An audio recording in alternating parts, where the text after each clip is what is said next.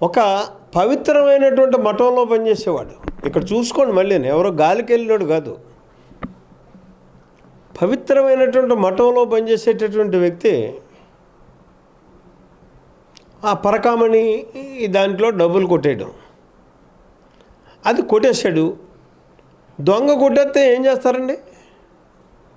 వాడు పట్టుకున్నారు, దొరికాడు, వాడి మీద కేసు పెడతారు, వాడిని శిక్షిస్తారు, రికవరీ చేస్తారు. అది చేయలేదు ఇక్కడ. ఏదో ఇద్దరు మనుషులు ఘర్షణ పడితేనో ఆస్తి తగాదా పడితేనో చేసుకునేటటువంటి లోక్ అదాలత్ సెటిల్మెంట్ చేశారు.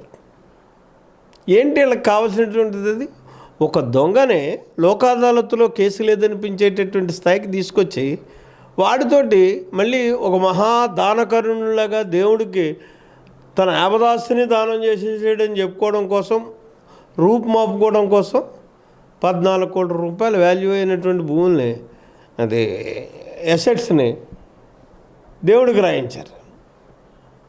ఇవన్నీ చేయాల్సినంత అవసరం దేనికి వచ్చింది వీళ్ళకి? ఇందులో ప్రముఖ భూమిక కరుణాకర్ రెడ్డి చేశాడు.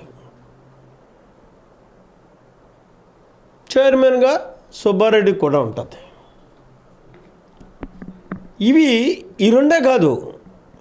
ఇక్కడ చూసుకున్నట్టయితే మీరు అన్నట్టు పట్టు వస్త్రాలు, ఈ పట్టు వస్త్రాలు అన్న దాన్ని చూసుకుంటే ఎంత ఆశ్చర్యం అంటే అందులో కల్తీ, వీళ్ళ బతుకులే కల్తీ.